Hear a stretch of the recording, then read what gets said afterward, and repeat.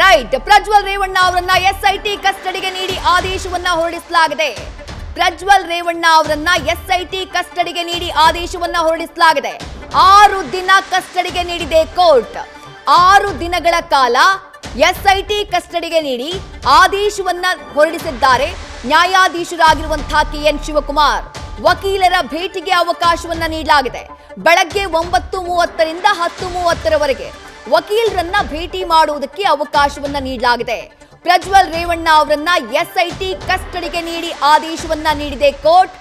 14 ದಿನಗಳ ಕಾಲ ಕೇಳಿದ್ರು, ಆದ್ರೆ 6 ದಿನ ಕಸ್ಟಡಿಗೆ ನೀಡಿ ಕೋರ್ಟ್ ಆದೇಶವನ್ನ ಹೊರಡಿಸಿದೆ. ಅಂದ್ರೆ ಜೂನ್ 6ನೇ ತಾರೀಕಿನವರೆಗೆ ಕಸ್ಟಡಿಗೆ ನೀಡಿ ಆದೇಶವನ್ನ ಹೊರಡಿಸಿದ್ದಾರೆ ಕೆಎನ್ ಶಿವಕುಮಾರ್. ಪ್ರಜ್ವಲ್ ರೇವಣ್ಣ ಅವರನ್ನ ಎಸ್ಐಟಿ ಕಸ್ಟಡಿಗೆ ನೀಡಿ ಆದೇಶವನ್ನ ಹೊರಡಿಸಿದ್ದಾರೆ. 6 ದಿನಗಳ ಕಾಲ ಜೂನ್ 6ನೇ ತಾರೀಕಿನವರೆಗೂ ಕೂಡ ಎಸ್ಐಟಿ ಕಸ್ಟಡಿಯಲ್ಲಿ ಇರಲಿದ್ದಾರೆ ಪ್ರಜ್ವಲ್ ರೇವಣ್ಣ. ಬೆಳಗ್ಗೆ 9:30 ರಿಂದ 10:30 ವಕೀಲರ ಭೇಟಿಗೆ ಅವಕಾಶವನ್ನ ಕಲ್ಪಿಸಲಾಗಿದೆ. 6 ದಿನಗಳ ಕಾಲ ಕಸ್ಟಡಿಗೆ ನೀಡಿ ಸದ್ಯ ನ್ಯಾಯಾಧೀಶರು ಆದೇಶವನ್ನ ಹೊರಡಿಸಿದ್ದಾರೆ. ಅಂದ್ರೆ ಮುಂದಿನ 6 ದಿನಗಳ ಕಾಲ ಎಸ್ಐಟಿ ವಶದಲ್ಲೇ ಇರಲಿದ್ದಾರೆ, ಎಸ್ಐಟಿಯ ಸುಪರ್ದಿಯಲ್ಲಿರಲಿದ್ದಾರೆ ಅತ್ಯಾಚಾರ ಪ್ರಕರಣದ ಆರೋಪಿಯಾಗಿರುವಂತಹ ಪ್ರಜ್ವಲ್ ರೇವಣ್ಣ. ಈ 6 ದಿನಗಳಲ್ಲಿ ಅವರ ವಿರುದ್ಧ ದಾಖಲಾಗಿರುವಂತಹ ಪ್ರಕರಣಗಳಿಗೆ ಸಂಬಂಧಪಟ್ಟ ಹಾಗೆ, ಅತ್ಯಾಚಾರ ಪ್ರಕರಣಗಳಿಗೆ ಸಂಬಂಧಪಟ್ಟ ಹಾಗೆ ಪ್ರಜ್ವಲ್ ರೇವಣ್ಣ ಅವರನ್ನ ತೀವ್ರ ವಿಚಾರಣೆಗೆ ಒಳಪಡಿಸಲಾಗುತ್ತೆ. ಆ ಮದರ್ ಡಿವೈಸ್ ಅಂತ ಏನು ಉಲ್ಲೇಖ ಮಾಡಿದ್ರು ವಾದವನ್ನ ಮಾಡುವಂತಹ ಸಂದರ್ಭದಲ್ಲಿ ಎಸ್ಐಟಿಯ ವಕೀಲರು ಆ ಎಲ್ಲ ವಿಚಾರಗಳಿಗೆ ಸಂಬಂಧಪಟ್ಟ ಹಾಗೆ ಅವರನ್ನ ತೀವ್ರ ವಿಚಾರಣೆಗೆ ಒಳಪಡಿಸುವಂತಹ ಕೆಲಸವನ್ನ ಎಸ್ಐಟಿಯ ಅಧಿಕಾರಿಗಳು ಮಾಡಲಿದ್ದಾರೆ. ಜೊತೆಗೆ ಸ್ಥಳ ಮಹಾಜರಿಗೂ ಕೂಡ ಕರ್ಕೊಂಡು ಹೋಗುವಂತಹ ಸಾಧ್ಯತೆ ಇದೆ. 6 ದಿನಗಳ ಕಾಲ ಕಸ್ಟಡಿಗೆ ನೀಡಿದೆ ಕೋರ್ಟ್.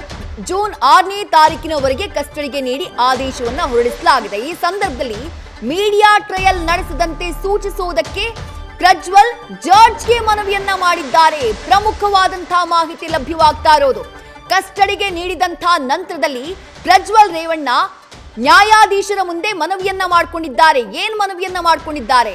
ಮೀಡಿಯಾ ಟ್ರಯಲ್ ನಡೆಸದಂತೆ. ಮೀಡಿಯಾ ಟ್ರಯಲ್ ಅಂದ್ರೆ ಏನ್ ಪ್ರಕರಣ ಆಗ್ತಾ ಇದೆ, ಯಾವ ರೀತಿ ವಿಚಾರಣೆ ಆಗ್ತಾ ಇದೆ, ಏನೇನ್ ಮಾಹಿತಿಗಳನ್ನ ಕಲೆ ಹಾಕಲಾಗ್ತಾ ಇದೆ, ಆ ಬಗ್ಗೆ ಮಾಧ್ಯಮಗಳಿಗೆ ಲಭ್ಯವಾಗುವಂತಹ ಉನ್ನತ ಮೂಲದ ಮಾಹಿತಿಗಳು ಏನೇನಿದ್ದಾವೆ ಅದನ್ನ ನಾವು ಪ್ರಸಾರ ಮಾಡ್ತೀವಿ. ಬಟ್ ಅದಕ್ಕೆ ತಡೆಯನ್ನ ನೀಡಬೇಕು ಅನ್ನುವಂತಹ ಮನವಿ ಅತ್ಯಾಚಾರ ಪ್ರಕರಣದ ಆರೋಪಿಯಾಗಿರುವಂತಹ ಪ್ರಜ್ವಲ್ ರೇವಣ್ಣ ಅವರಿಂದ ಮಾಧ್ಯಮಗಳ ವರದಿಗೆ ತಡೆಯನ್ನ ನೀಡಿ ಅನ್ನುವಂತಹ ಮನವಿಯನ್ನ ಮಾಡಿಕೊಂಡಿದ್ದಾರೆ. ಬಹಳ ಪ್ರಮುಖವಾದಂತಹ ಅಂಶ ಇಲ್ಲಿ ನಾವು ಉಲ್ಲೇಖ ಮಾಡ್ತಾ ಇರೋದು, ಅತ್ಯಾಚಾರ ಪ್ರಕರಣದ ಆರೋಪಿ ಪ್ರಜ್ವಲ್ ರೇವಣ್ಣ. 3 ಅತ್ಯಾಚಾರ ಪ್ರಕರಣಗಳು ಹಾಲಿ ಸಂಸದ ಪ್ರಜ್ವಲ್ ರೇವಣ್ಣ ಅವರ ವಿರುದ್ಧ ದಾಖಲಾಗಿದೆ. 1 ಲೈಂಗಿಕ ದೌರ್ಜನ್ಯ ಪ್ರಕರಣ ಇದೆ. ಆ ಪ್ರಕರಣದಲ್ಲಿ 1 ತಿಂಗಳು ತಲೆಮರೆಸಿಕೊಂಡು ಈಗ 1 ತಿಂಗಳು ವಿದೇಶದಲ್ಲಿದ್ದು ಈಗ ರಾಜ್ಯಕ್ಕೆ ವಾಪಸ್ ಆಗಿದ್ದಾರೆ. ವಾಪಸ್ ಆಗ್ತಾ ಇದ್ದ ಹಾಗೆ ಅವರನ್ನ ಅರೆಸ್ಟ್ ಮಾಡಲಾಗಿದೆ. ಈ ಪ್ರಕರಣದಲ್ಲಿ ಈಗ 6 ದಿನಗಳ ಕಾಲ ಅವರನ್ನ ಕಸ್ಟಡಿಗೆ ನೀಡಿ ಎಸ್ಐಟಿ ಕಸ್ಟಡಿಗೆ ನೀಡಿ ನ್ಯಾಯಾಧೀಶರು ಆದೇಶವನ್ನ ಹೊರಡಿಸಿದ್ದಾರೆ. ಇದೇ ಸಂದರ್ಭದಲ್ಲಿ ಜಡ್ಜ್ಗೆ ಪ್ರಜ್ವಲ್ ರೇವಣ್ಣ ಮನವಿಯನ್ನ ಮಾಡಿಕೊಳ್ತಾರೆ.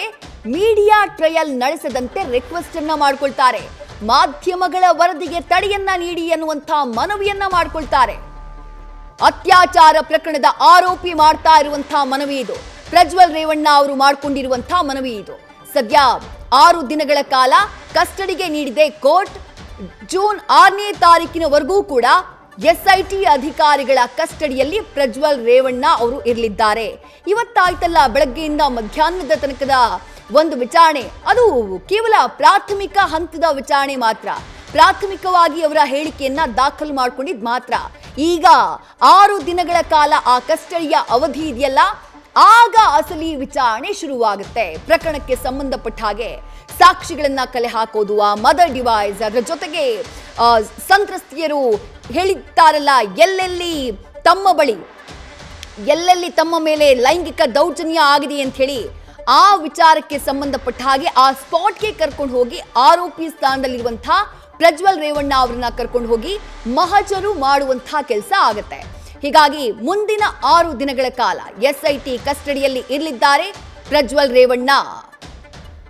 ಇನ್ನು ಯಾವಾಗ ಜಡ್ಜ್ ಜಡ್ಜ್ ಬಳಿ ಪ್ರಜ್ವಲ್ ರೇವಣ್ಣ ಅವರು ಮನವಿ ಮಾಡ್ಕೊಳ್ತಾರಲ್ಲ, ಮೀಡಿಯಾ ಟ್ರಯಲ್ ನಡೆಸದಂತೆ ಸೂಚಿಸೋಕೆ ರಿಕ್ವೆಸ್ಟ್ ಅನ್ನ ಮಾಡ್ಕೊಳ್ತಾರಲ್ಲ, ಮಾಧ್ಯಮಗಳ ವರದಿ ಏನಿದೆ, ಮಾಧ್ಯಮಗಳ ವರದಿಗೆ ನೀವು ತಡೆಯನ್ನ ನೀಡಬೇಕು ಅನ್ನುವಂಥ ಮನವಿಯನ್ನ ಮಾಡ್ಕೊಳ್ತಾರಲ್ಲ, ಆ ಸಂದರ್ಭದಲ್ಲಿ ಜಡ್ಜ್ ಹೇಳ್ತಾರೆ ಅದನ್ನ ನೀವು ನಿಮ್ಮ ವಕೀಲರ ಬಳಿ ಮಾತಾಡ್ಕೊಳ್ಳಿ ಅಂತ ಹೇಳಿ ಸೂಚನೆಯನ್ನ ಕೊಡ್ತಾರೆ. ತಮಗ್ ಮನವಿಯನ್ನ ಮಾಡಿಕೊಂಡಂತಹ ಸಂದರ್ಭದಲ್ಲಿ ಅತ್ಯಾಚಾರ ಪ್ರಕರಣದ ಆರೋಪಿಯಾಗಿರುವಂತಹ ಪ್ರಜ್ವಲ್ ರೇವಣ್ಣ ನನ್ನ ಬಗ್ಗೆ ಮೀಡಿಯಾ ಟ್ರಯಲ್ ಆಗಬಾರ್ದು, ಮಾಧ್ಯಮಗಳ ವರದಿಗೆ ತಡೆಯನ್ನ ನೀಡಬೇಕು ಅಂತ ಕೇಳಿದಾಗ ಅದು ಹಾಗೆ ನಾವು ಆದೇಶವನ್ನ ಕೊಡೋದಕ್ಕಾಗೋದಿಲ್ಲ, ನಿಮ್ಮ ವಕೀಲರ ಬಳಿ ನೀವು ಮಾತನಾಡ್ಕೊಳ್ಳಿ, ಆ ಕಾನೂನಾತ್ಮಕ ಪ್ರಕ್ರಿಯೆ ಇದೆಯಲ್ಲ, ಆ ಕಾನೂನಾತ್ಮಕ ಪ್ರಕ್ರಿಯೆ ರೀತಿನೇ ಆಗ್ಲಿ ಅನ್ನುವಂತಹ ಸೂಚನೆಯನ್ನ ಕೊಡ್ತಾರೆ judge KN Shivakumar. News first ನಿರ್ಭೀತಿಯಿಂದ ನಿಮ್ಮ ಪರವಾಗಿ.